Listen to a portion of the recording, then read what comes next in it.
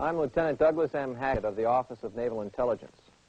This briefing will cover two aspects of the Pueblo incident: the Pueblo seizure and the analysis of the North Korean evidence. The U.S.S. Pueblo sailed from Sasebo, Japan on 11 January 1968, according to her own report, which was transmitted on the 23rd of January. And she entered her operating areas, Mars, Venus, and Pluto, on the 12th. Pueblo's mission was to gather data on electronic installations along the east coast of Korea. As is clear from her sailing order, the Pueblo had specific instructions that while carrying out her task, her closest point of approach was to be not nearer than 13 nautical miles from the North Korean landmass or offshore islands. All position reports transmitted by the Pueblo with respect to events on or before the 23rd place her more than 13 nautical miles at sea in strict conformity with her orders. Additionally, the North Korean position reports of the seizure did likewise. The first indication that anything unusual was taking place came sometime after 11:30 a.m. Korean time on the 23rd, when the Pueblo radio operator in operator's chatter transmitted more company and said that he intended to keep his circuit open. This radio circuit was maintained continuously during the incident, and the first formal report of the incident was sent out at approximately 1 p.m. The Pueblo, in describing the incident, said that a North Korean SO-1 class subchaser, pennant number 35, had been encountered at 12 o'clock noon Korean time. As the SO-1 class subchaser approached, Pueblo took a radar fix to verify her position. This position was reported as Pueblo's 12 noon position and put her 15.8 nautical miles from the nearest land, the North Korean island of Ung-do. Subchaser 35 reported her noon position to a shore station, and this was approximately 2 nautical miles from Pueblo and 17.9 nautical miles from that island of Ung-do, 5.9 miles outside the North Korean claimed territorial waters. 10 minutes later, the subchaser identified Pueblo as GER-2. GER-2 is painted on both sides of Pueblo's bow. The subchaser then reported Pueblo's position as 18.3 nautical miles from Ung-do, 6.3 nautical miles outside North Korean claimed territorial waters. During this period, Pueblo was dead in the water conducting a special hydrographic operation called a Nansen cast, which is accomplished by taking simultaneous water temperatures and samples at various predetermined depths. The ship's position must be precise for a Nansen cast in order to make seasonal comparisons with subsequent casts at that same exact position. Pueblo stated in her message that the subchaser had signaled asking Pueblo's nationality, to which the Pueblo responded by hoisting the U.S. ensign and the international signal for hydrographer. The subchaser then signaled, "Heave to or I'll fire on you," and the Pueblo responded, "I am in international water." The subchaser continued to circle the Pueblo. This message concluded by indicating that Pueblo intended to remain in the area if possible. This was in accordance with the standing instructions regarding such harassment. The next message from Pueblo, sent just after 1:15 p.m. Korean time, described a rapidly worsening situation. The subchaser had been joined by 3 motor torpedo boats. Several MiG aircraft had appeared overhead, and one of the North Korean units signaled, "Follow in my wake," and one was backing toward the Pueblo with an armed boarding party. At 1:28 p.m., the Pueblo reported her position, which was 16.0 nautical miles from the nearest land. This was almost the same position she reported 1 hour and 28 minutes earlier at 12 o'clock noon, and is therefore considered consistent with the captain's 12 o'clock noon intentions to remain in the area, if feasible. The first part of Pueblo's 1:15 p.m. message gave the 1 p.m. relative positions of the 4 North Korean vessels laying to 300 yards away from the Pueblo. The message then changed tone, saying, "Motor torpedo boat 604 is backing toward the bow, with armed landing party, attempting to board. Pueblo, all ahead 1/3, right full rudder, departing the area under escort. Intentions, depart the area." The Pueblo sent no more formal messages, But for the next hour and 17 minutes, her radio operator continued to transmit a stream of fragmentary reports, some of which were sent on instructions from the ship's officers.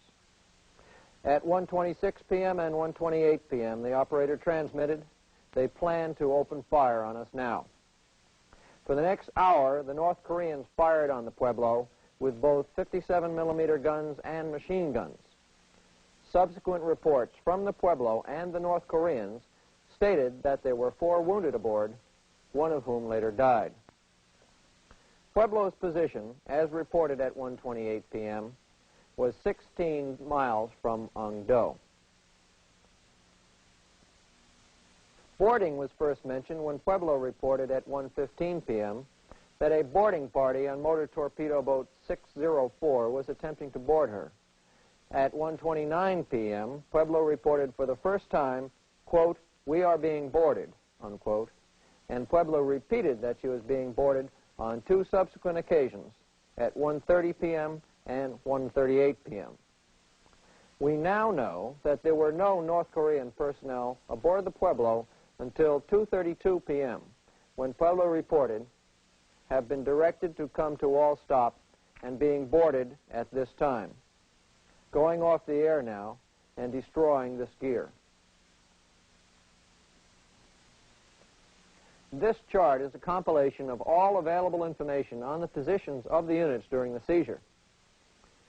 Pueblo's track is shown by this line, and as you can see, it proceeds up from the southeast to a point off Wonsan. The reported positions of the Pueblo are shown, and it should be noted that at no time does this track indicate that Pueblo entered North Korean claimed territorial waters. Her closest point of approach to the North Korean landmass or any of the offshore islands was 15.8 nautical miles. This line is the track of the North Korean SO-1 class submarine chaser, which was the principal unit involved in the seizure. Her track, plotted from radio positions reported by the North Koreans themselves, indicates that during the time of the seizure, the closest point of approach to land or offshore islands was 18 nautical miles, and that she went out as far as 27 nautical miles. This line indicates the track followed by the North Korean PT boats, which also participated in the seizure. It should be noted that their track for the period of time during which the seizure took place shows that they, too, were outside the 12 nautical mile line, which indicates the limits of North Korean claimed territorial waters. Note the position report given by Pueblo at noon local time and that given by the SO-1 class submarine chaser at that same time. Both positions are well outside the 12-mile line. Pueblo was boarded and seized by the North Koreans at 14:32 Korean local time. This places the Pueblo and the North Korean units at this position on the chart. Pueblo was then escorted into Wonsan Harbor by the North Korean units along this line as shown. It should be noted that Pueblo did not actually enter into North Korean claimed territorial waters until approximately 15:35, almost an hour after she was boarded and seized. Pueblo did not pass a beam of the North Korean alleged capture point until approximately 1600 local time, an hour and a half after she was seized. Thus, it is perfectly clear that the North Korean allegation that Pueblo was captured in North Korean claimed territorial waters is a complete fabrication. Their own messages show that the Pueblo was seized in international waters over 18 nautical miles from the nearest land and 6 miles outside of their claimed territorial limit. After broadcasting the initial confessions, the North Koreans produced additional material alleged to be, quote, documentary proof, unquote, of their key charge that Pueblo had repeatedly intruded closer than 12 nautical miles to the North Korean territory. This portion of the briefing will address this evidence as presented by the North Koreans as supposed documentary proof that these alleged intrusions took place. Among the materials first provided by the North Koreans in an attempt to prove their allegations were 4 photographs of navigational material. 2 of these photographs were slightly different versions of a large-scale nautical chart. One of these is fuzzy and of poor quality since it was a wire photo. The other is of much better quality, so much better that we were able to enlarge it and read the alleged Pueblo positions. Also provided was a photograph of portions of pages of what looks like the ship's position log and a photograph of some documents arrayed on a dark background. This evidence will be treated individually and collectively to refute the North Korean allegations. This photograph is supposed to be, quote, part of the ship's position log, directly recorded by Mr. Murphy, the executive officer and navigator, and his assistants, unquote. It's actually a photograph of several superimposed photographs, rather than a direct photograph of the original document. And close examination of the entries indicates that some of them have been altered and forged. This piece of evidence produced by the North Koreans is a composite array of documents alleged to be true documents captured on the Pueblo. That these documents are also fabrications can easily be shown by examination of them. For example, as shown by the arrows, the visual contact log contains entries which would require Pueblo to travel at 25.2 knots. And this is twice Pueblo's maximum of approximately 12.5 knots. Another pair of entries would require 63 knots. Another entry indicated by these arrows shows two positions 500 miles apart with only 12 minutes difference in time. This would require a speed of 2,500 knots for the Pueblo. Furthermore, one of these positions is actually 6 miles inland on the island of Kyushu, Japan. There are also two identical positions shown here, which, when plotted, show Pueblo to be 32 miles inland in North Korea. The North Koreans first alleged that Pueblo intruded into their claimed territorial waters at 6 points. The sixth is the point at which they say that they captured her. Examination of a photograph of the track chart provided by North Korea reveals that it is intended to represent an official navigational record of the track followed by the Pueblo during the course of her mission. Careful scrutiny of the photograph of the track chart reveals that this chart is not an authentic ship's record captured intact from the Pueblo, but a document manufactured after Pueblo's seizure using a blank U.S. Hydrographic Office chart. This conclusion is based on the following reasons. A chart of this scale covering such a large area would not be used for navigation. A track chart such as this would be plotted only on a chart of this scale to represent a graphic overall history of the Pueblo's mission and would usually be prepared after completion of the patrol. It would not contain a time for each position or course change, but would give a date and time for only the first position of each new day. At the bottom right-hand corner of the track chart, it says, drawn by Edward Renz Murphy, Jr., Executive Officer, Navigator, and confirmed by Lloyd Bucher, Commander, U.S.N., Captain, U.S.S. Pueblo, AGER-2. A U.S. Navy track chart would not be signed by the navigator and the captain, but would be prepared by the quartermaster, approved by the navigator, and submitted to the commanding officer for inclusion in the mission report, which is the only document which would be signed by the commanding officer. Furthermore, a U.S. Navy navigation document would never contain the phrase drawn by, but would say plotted by. The phrase confirmed by is likewise not a normal term for inclusion in a U.S. Navy navigation document. Approved by would be the proper phraseology. Pueblo's position at 0600 Zulu on the 22nd was reported to U.S. authorities by message and would have placed her in this position. This position would have been plotted in order to be reported, yet it does not appear on the North Korean version of the track chart. The 0300 Zulu and 0428 Zulu positions on the 23rd are also missing. The positions are within 2/10 of a mile of each other and definitely would have been plotted because the ship was making a Nansen cast and had exchanged signals with the SO-1 class submarine chaser at the 0300 position. The 0428 position was reported in a message that also included a statement that the North Korean vessels planned to open fire, and this location would have been plotted for inclusion in the patrol report. A number of gross navigational errors appear in this track chart, which further indicates that if it was valid, it could not have been prepared by a U.S. Navy navigator or quartermaster or any person trained in even the rudiments of U.S. Navy navigation techniques. For example, the distance between these points, 0207 Zulu and 0257 Zulu on the 12th, is approximately 25 nautical miles. The track indicates that this distance was traveled in 50 minutes. A speed of approximately 30 knots would be required to cover this distance in that time, but the maximum speed of Pueblo is only 12.5 knots. The distance between these points is approximately 22.3 nautical miles.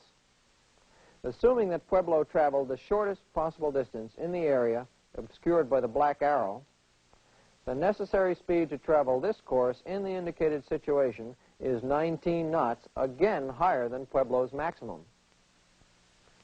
This leg of the track is 5 nautical miles long, yet was allegedly traveled in 15 minutes, which would require a speed of 20 knots. Another time-distance discrepancy would have Pueblo travel 17 nautical miles in 35 minutes. This would require a speed of 29.1 knots. This time-distance discrepancy also contains 2 erroneous positions. The distance traveled between the arrows is 27.8 nautical miles in a time of 30 minutes. This section of the track would have Pueblo sailing at 55.6 knots. Also, 2 positions on the track at 1415 Zulu and 1435 Zulu are out of time sequence since they are located between 1530 Zulu and 1600 Zulu. These errors are further proof that the track chart is not an authentic document. In addition to these navigational errors, analysis of the alleged intrusion points reveals the following. The alleged intrusion point off Orang Dang appears in the track chart and in the position log, but there is a contradiction in the evidence. The track chart alleges an intrusion time of 0845.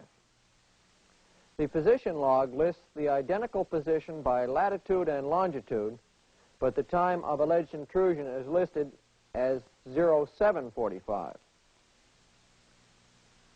Close examination of the entries reveals the probable method by which the intrusion was created. The minutes of latitude and longitude appear to have been altered. The 0745 time is the time that the North Koreans consider to be the official time of alleged intrusion. It is repeated in several additional propaganda releases and was changed to agree with other evidence on a new version of the track chart, which was released as part of a propaganda film after the first version of the track chart was published. This photograph was obtained from a frame of that film. The forged log entries do appear to create an intrusion, but the North Koreans failed to detect 2 inherent errors in the alleged intrusion. The distance between the 0745 position of alleged intrusion and the 0810 entry is 7.2 nautical miles. In order to cover this distance in the 25 minutes allotted, a speed of 17.3 knots would be required. This exceeds Pueblo's maximum. The entire intrusion is discredited by the fact that the positions progress from 0640 to 0810, then back in time to 0745, then forward again to 1020, an obvious impossibility. This is the position and track of Pueblo as we estimate that it actually was. This track is consistent with the general direction in which the ship was traveling and the speed which she was making. The alleged intrusions near Songjin are also proven to be false by contradictions in the evidence which has been provided by the North Koreans themselves. These positions are plotted on the track chart in such a way that adjacent positions cannot be read because the black accusatory arrow covers them. However, a position for Pueblo is shown on the track chart for a time 3 hours and 40 minutes prior to the time of the alleged intrusion, and is shown here by the dot. This position is 67 nautical miles away from the alleged intrusion position and would require a speed of at least 18.3 knots. It is interesting to note that the North Koreans did not claim that Pueblo intruded on this course, even though it would go through North Korean claimed territorial waters. If Pueblo went by any other course between the positions, higher speeds than 18.3 knots would have been required in order to travel between the positions in the allotted time, and this is clearly impossible. As shown earlier, the North Koreans also provided a photograph displaying a number of documents supposedly captured on the Pueblo. These supposedly genuine documents contain contradictions which also disprove this alleged intrusion, specifically a page of the visual contact log shown here, which locates Pueblo at a position shown by the dot 33 nautical miles away from the alleged intrusions, only 1 hour and 52 minutes later. This is impossible since a speed of 17.8 knots would be required to reach this position, even if we ignore the other alleged intrusion nearby for the moment. The second alleged intrusion near Songjin is easily disproved in the same manner. The adjacent positions are also obscured by the accusatory arrows, but the same position used before would now give only 45 minutes to cover the 37.2 nautical miles, and this would require a speed of 49.5 knots. The next alleged intrusion is also disproved by contradictions and discrepancies within the evidence presented by the North Koreans themselves. Pueblo is moving in a general southwesterly direction. The North Koreans allege that Pueblo departed from the general track at 1800 and moved north 9 nautical miles, intruding into North Korean claimed territorial waters at the position shown at 1830. This is clearly impossible since Pueblo would have to make a speed of 18 knots to travel these 9 nautical miles in 1/2 hour. The North Koreans then alleged that Pueblo traveled along this line to the 1905 position shown on the chart, another physical impossibility since a speed of 26.5 knots would be required to travel the 15.5 nautical miles in the allotted 35 minutes. As shown once before in the alleged intrusion near Orang Dan, altered entries in the position log seem to be the source of this alleged intrusion. The entry for the minutes of latitude appear to have been altered, but once again the position change creates a time-distance discrepancy requiring speeds which Pueblo is not capable of making. The alleged intrusion off Wonsan is the position at which the North Koreans claim that they captured the Pueblo. I have already shown that this allegation is an outright lie. The entire track chart has been proven to be a fabrication and cannot be accepted as evidence of intrusion. Moreover, Pueblo's position reports place her well outside the claimed territorial limits of North Korea, and the North Korean units participating in the seizure gave position reports which placed them approximately 6 miles outside the claimed territorial limits at the time of the seizure. It is obvious that the entire encounter took place well outside the claimed 12-mile line, and that Pueblo did not cross that line until she was escorted across it by the North Korean units, approximately an hour after being seized.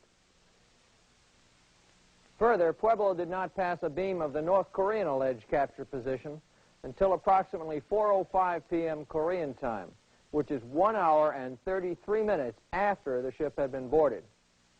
Thus, it is apparent that this alleged intrusion is an outright lie. We must backtrack momentarily to the alleged intrusion off Kaltan, which is supported by only one piece of evidence provided by North Korea, the track chart. The North Koreans did not provide any other pieces of supporting evidence to corroborate this charge of alleged intrusion. The track chart is a fabrication and is false, as I have just shown, and therefore cannot be accepted as valid proof of intrusion. In addition to the previously considered evidence, the North Koreans have produced a 4-volume series of pamphlets and 4 short movies which are merely repetitions of the accusations, confessions, and claims previously made. Analysis of the track chart shown in the motion picture reveals further variations in the evidence as presented by the North Koreans. This version of the track chart is changed with over 46 variations and discrepancies between it and the track chart originally presented to the world as evidence. Most of these variations are relatively minor, but some, such as the change in the time of alleged intrusion near Orang Dan, are major and further proof that the evidence presented by the North Koreans is false.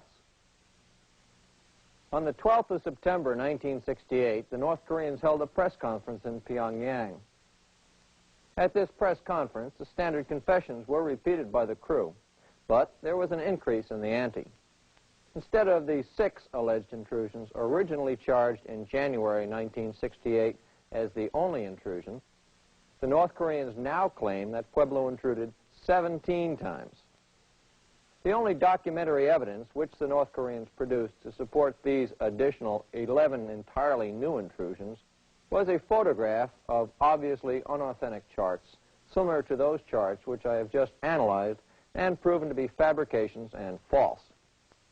It is interesting that a high-quality photograph of this chart has not been made available more than a year after the seizure, nor has any further corroborating evidence been made available. The very fact that the additional 11 alleged intrusions were not even mentioned until some 9 months after the seizure only serves to further indicate that the alleged intrusions are completely false. In conclusion, the North Koreans charge that the U.S.S. Pueblo committed penetrations and intrusions into what they claim as territorial waters. But in the production of their evidence, the North Koreans created so many inconsistencies, discrepancies, and contradictions that they have proved their own allegations to be complete fabrications and entirely false from beginning to end.